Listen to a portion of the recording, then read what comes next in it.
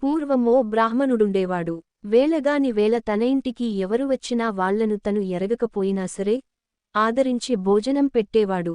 ఒకవేళ ఇంటికెవరూ రాకపోతే వీధివెంట పోయే వాళ్లని పిలిచి అన్నం పెట్టేవాడు. అలాగ చాలా కాలం జరిగేక ఒకనాడాయనకు అన్నదానం వల్ల వచ్చే పుణ్యం ఎలాంటిదో తెలుసుకోవాలని బుద్ధి పుట్టింది. ఎవళ్లను అడిగినా చెప్పలేకపోయారు. ఒకాయన ఏమన్నాడంటే, అన్నదాన మహిమ చాలా గొప్పది. దానిని వర్ణించాలంటే కాశీ అన్నపూర్ణకు తప్ప ఇతరులకు సాధ్యం కాదు. మీకు తెలుసుకోవాలని ఉంటే స్వయంగా ఆ అన్నపూర్ణాదేవినే అడిగి తెలుసుకోండి అని సలహా ఇచ్చాడు. అన్నపూర్ణ అంటే కాశీ విశ్వేశ్వరుని భార్య అయిన పార్వతీదేవి అన్నమాట. ఆవిడకు కూడా అన్నదానమంటే ఎంతో ఆసక్తి. అందుకనే కాశీలో ఎవరికీ అన్నం లేకుండా పోదు.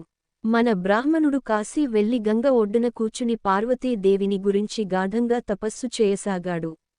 దేవి అతని తపస్సుకు మెచ్చుకుని ప్రత్యక్షమై, నీకేం కావాలి అని అడిగింది. బ్రాహ్మణుడు సాష్టాంగ నమస్కారం చేసి, అన్నపూర్ణాదేవి, నాకేమీ కోరిక లేదు. కాని అన్నదాన మహిమ ఎటువంటిదో తెలుసుకోవాలని నేను మిమ్మల్ని గురించి తపస్సు చేశాను. ఈ సంగతి మీరే చెప్పాలి గాని ఇతరుల వల్ల కాదు అని తన మనసులో ఉద్దేశం వెల్లడించాడు. అప్పుడు అన్నపూర్ణాదేవి బ్రాహ్మణుడితో, నీకు అన్నదాన మహిమ తెలియాలంటే నేను చెప్పటం కాదు. అది నీవు తెలుసుకునే ఉపాయం మాత్రం చెబుతాను. విను. హిమవత్పర్వతానికి వెళ్ళి అక్కడ ఒక కొండ మీద తపస్సు చేయి. ప్రతిరోజూ ఒక బ్రాహ్మణుడిని పిలిచి భోజనం పెట్టు. అప్పుడు నీవు నిజమైన అన్నదాన మహిమను సాక్షాత్కరిస్తావు అని సూచించింది. బ్రాహ్మణుడు దేవి సలహా మేరకు హిమవత్పర్వతానికి వెళ్లి తన తపస్సు ప్రారంభించాడు. ప్రతిరోజూ ఒక బ్రాహ్మణుడిని పిలిచి భోజనం పెట్టసాగాడు. రోజులు గడిచే కొద్దీ అతని తపస్సు పటిష్టమైంది. ఒక్కరోజు ఒక చిన్న బ్రాహ్మణ కుమారుడు అతని దగ్గరికి వచ్చి భోజనం కోరాడు. బ్రాహ్మణుడు వెంటనే అతనికి భోజనం పెట్టాడు.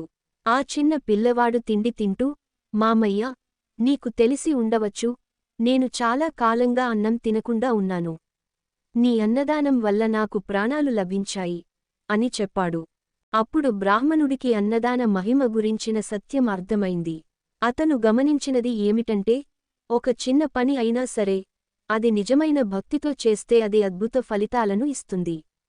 అన్నదానమంటే కేవలం ఆహారం పంచడం కాదు, అది ఆత్మసంతృప్తిని కూడా ఇస్తుంది. బ్రాహ్మణుడు ఆనందంగా తిరిగి తన ఊరికి చేరాడు. నీతి: ఇతరుల అవసరాలను తీర్చడంలో ఉన్న ఆనందం అనిర్వచనీయమైనది. మనం చేసే చిన్న ఉపకారం కూడా ఆపదలో ఉన్న వారికి అగాధం లాంటి ఉపశమనం అవుతుంది. భక్తితో చేసే ప్రతి మంచి పని మన జీవితాన్ని అర్థవంతంగా మారుస్తుంది.